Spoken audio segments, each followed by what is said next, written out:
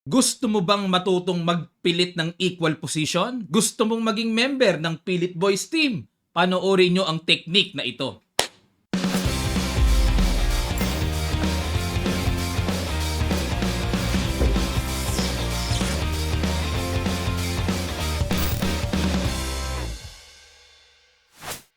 Magandang araw ulit sa inyong lahat mga kamatsas. Ito ang napili kong best game sa round number 5 ng Day 2 Super Bet sa pagitan nila world number 1 Magnus Carlsen and Nodirbek Abdusatorov. Mamaya mayroon tayong puzzle na iiwan sa video na ito at mayroon tayong kaunting paliwanag sa chess quotation ni Grandmaster Jan Nan. Ang ginawa ni Magnus nag-E4, E5 si Abdusatorov, Knight F6 Petrov ang ginamit, nag-D4, Knight takes E4, Bishop D3, Knight takes E5, Knight D7, hinamon kagad ang malakas na Knight, kinapture ang Knight, nag-Knight D2, hamon din sa Knight E4, umatras. At nag-castle, Bishop E7, H3 para protection sa G4, castle, Knight F3, Rook E8, Rook E1, C5. Hinamon kagad ang D4, nag-C3 lang para maintain ang shape ng center, nag-Queen B6 at nag-A4. Merong kagad pang istorbong paparating si Magnus at kinapture na in A5 muna, Queen C7, and Knight ang pinang-capture sa D4 para magkaroon ng isolated D-pawn si Abdusatorov at potentially maging problema yan pagdating sa endgame. Nag-Bishop C5, kinapture ang Rook, and nag-A6 para maihatid muna ang pawn dyan, pero kinapture ni Abdusatorov sa computer engine. Yan din po ang perfect move. At nag-Bishop B6, Bishop E3, Knight E4 at kinapture na ang malakas na Knight, kinapture ng pawn. Eh di wala ng isolated pawn si Abdusatorov, pero kaya naman pala sinadya ni Magnus kasi magda-Knight C2 siya para hindi mapanatiling matagal na mayroong Bishop pair si Abdusatorov. Malakas kasi Bishop pair eh. Exchange kagad. Kinapture, capture at nag-Rook A3, Rook D8, Queen A1, threatening Rook A8 para maipalit-palit ang mga pyesa. Bishop C6, pinigilan ni Abdusatorov, nag-Rook A7, Queen F4 at nag-Queen E1. Ayan, para maiwasan yung mga timing ng push mamaya. At dito nag-H5. Ayun, pasingaw muna sa back rank. Pero dito mga kamatsas, ang tira ng computer engine ay Rook D2. At kung matatandaan nyo po sa mga nanood ng ating live streaming kagabi, ayan ang inaabangan natin. Sabi ko kako, Rook D2, yan ang malakas, Rook D2. Pero hindi ginawa ni Abdusatorov yan. Nag-H5 muna, preserba muna. Yun nga lang, pagtira ng Knight D4 ay kapansin-pansin na medyo nalak. Nawala tuloy yung pasok ng tore. Nag-Bishop D5, Queen E3 hamon at umiwas dito si Abdusatorov. Kasi po, kapag kinapture ang Queen na yan, lalabas Knight versus Bishop. Nako, parang endgame ni Capablanca ito. Yung mga instructive endgame ni Capablanca. Queen F6 at nag-Rook A4, H4, Rook B4. Na, tingnan nyo yung mga nakikitang imagination dito ni Magnus. Threat ngayon yung weak B6 pawn. Nag-Bishop B7 at nag-Rook A4. Nagbago isip. G6, Rook A7 naman. Bishop D5 and nag-Queen H6. Kali-kalikot, pasok-pasok. Nag-Bishop C4, Rook C7, tinirect Bishop D5, Rook A7, Bishop C4. Na dito, kung iisipin nyo po, ang hirap nga naman, papaano gagawin ng puti dito? Papaano pilit ang gagawin? Pero nakakahanap pa rin si Magnus sa mga islog-islog na tira, Bishop D5, Rook A1, tingnan nyo yung mga paikot. Tingnan nyo yung mga paikot na yan. Queen C1, Bishop A6, Knight C2. So, basta dito ang idea ni Magnus, palit ang tore. Pero ayaw pa rin ni Abdusatorov, Knight B4 at dito napilitan na, no? Tinanggap na, capture, and nag-Queen F4, threat ang pawn, nag-F5 dinipensahan, Knight C6, pumasok na, Queen F6 and Queen C7, checking H6. So wala pa rin naman ganong katinding progress. Time control, labang pa nga si Abdusatorov eh. Less than 1 minute na lang dito, si Magnus nag-Knight D4, Bishop D5, Queen F4, check, King G7, check ulit, King H6, at nag-B4. Tingnan nyo po yung technique ni Magnus, no? Pag tira niya, okay, black na ulit.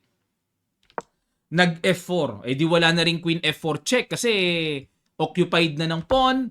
Nag Queen D7. Ayan, dyan naman pupunta. Threat ang bishop. Nag Queen E5 and nag Queen D8. Tiniret ang pawn sa H4 at nag E3. Ayan, dito may kaunting risky po na binitawan si Abdusattorov. Dapat daw ang tira ay King H5. Depensa lang sa pawn. Wala pa rin namang check kasi kontrolado ng Reyna. Yan ang perfect move. Pero dito, ang ginawa kasi ni Abdu, di ko alam kung sinabay niya talaga o hindi niya napansin na capture na yung pawn niya sa H4. Yan. Pero okay pa rin, ano? Okay pa rin.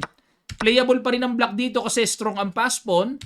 Nag-knight E2. Binarahan para di na makaprogress pa. Nag-B5. Ayun ang pangalawang alanganing tira. Dapat daw po ang tira dito ay Queen E4 hamunin ng Queen to Queen. Yun nga lang, medyo ang hirap sa human eye na gawing decision ito na tipong ano kasi, pag kinapture-capture, parang tipong one pawn down ang black. Pero ang gagawin dito, hindi makikipag Queen to Queen Queen G3 naman. So yung Queen E4 talaga ang perfect dyan, ano? Pero nag B5, Queen F4, Queen E6. Ayun lang mga kamatsas. Blunderacious po ang ginawa na dapat Queen E4 talaga. Ano laman ng Queen E4? Kakapturein, capture, Knight D4, then Bishop D3, depensa sa pawn, at hindi rin basta-basta makakalapit ang King para kuhanin ang pawn sa E3. Ayan, lamang pa rin ang puti pero mahirap pa yan mga kamatsas. Ito ang nangyari. Pag Queen E6, kitang-kita, ano? Sige po, pag-guess ko sa inyo. Sa mga nakapanood na, recall lang. Sa mga hindi pa nakakapanood ng ating live streaming kagabi, sige po, i-analyze nyo sa ilang sandali lang, tutuloy kagad natin. Start.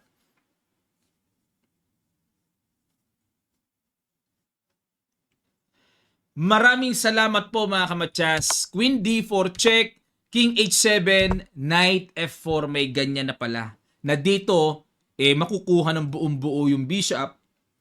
Sinabay na ni Abdusattorov, yun nga lang, kahit isabay yan, may Knight takes E2 at nag-Queen takes E2, Queen takes D5.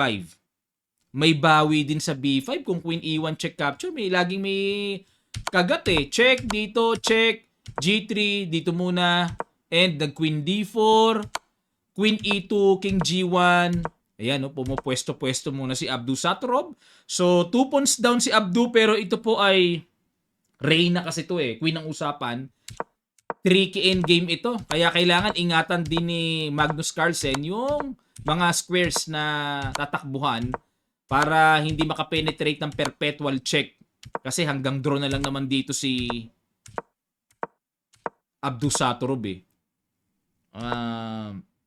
Pag chumek kasi dito, gaganon. Grabing mga timplahan ng hakbang ng queen. Oh. Kumbaga, si Abdu, bahala ka dyan. Sige, anong gagawin mo? Yan ang unang nakakahanga dyan. Nagpo-progress pa unti-unti. G4. O, Queen D1, King G3. Check, check, check. King H3. So, second position na walang check. Queen D2, H5. Grabe ang proseso. Check muna. Check. King G7, check. And nag-King G3. So, protektado yung pawn sa C3. May check ba? Sa D3 pero hindi na muna chinek ni Abdusattorov, tinatago niya yung queen niya, baka kasi tamaan ng pag-check niya harang exchange eh. 'Di ba? Kailangan dito ni Abdusattorov panatilihing wag ma-queen to queen. Ayan. So dito inofera ni Magnus ng trap. Pag kinapture yung pawn sa C3, napakadali po. Check. Ayun oh, huli ang queen. Tapos kagad. Ayan. Yan ang sinabi ni John Nan sa quotation natin nitong nakaraan, no, na maging ready ka, maging flexible ka sa advantage. Ma-convert mo ang advantage sa anumang paraan. So ito, nawala ang Reyna, advantage pa rin. Winning pa rin. King and pawn ending na nga lang. Okay? Pero, syempre, iwas si Abdu sa queen to queen para hanggat maaari meron siya mga panggulong check. Check, Queen F5, Queen C6, and King G5, King G7, Queen E5, check, King F7, King F4. Tingnan nyo galing ng mga hakbang ng King ni Magnus. Oh. Pag tira ng King D5, grabe, napapalakpak ako, napahanga ako dyan. Ang lupit eh. Pag chumek, didikit yung King sa pawn, check, makukuha pa yung pawn sa B5. Ang galing, grabing technique sa endgame yan. Oh? Pag king D6 dito po, sumuko na si Abdusattorov. Kasi mukhang kahit saan yata pumunta, mahuhuli na queen eh. Mahuhuli na yata eh. Kasi ito na yung threat eh oh. Queen D5 check, huli queen. Pag chumek dito, queen D5 harang, check pa. Saan pupunta ang king? Wala na. Pag nag-king F8, check muna sa E7, king G8, then queen E6. Huli pa rin ang queen. Kapag naman kinapture ito, kahit capture na lang pala yung pawn, ano? O kaya, kung gusto talaga ng dito, sige, dito natin ilagay. Huli pa rin. Capture, king F8. Sisimplihan na lang po, winning pa rin. Kuhanin ng pawn sa B5. Woo, grabe talaga. Pilit Boys founder, Magnus Carlsen. Ang galing ng technique, ang galing ng nerve, fighting spirit.